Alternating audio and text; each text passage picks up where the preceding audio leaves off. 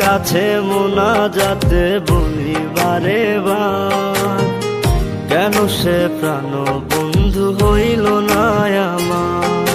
খোদার কাছে মোনাজাতে বলি বারে বার, কেন সে প্রাণ বন্ধু হইল না আমার। নই কি আমি তার যোগ্য, নাকি আমার এমন ভাগ্য, এত ব্যথা সইতে আমি পারবো না যে আর। খোদার কাছে মোনা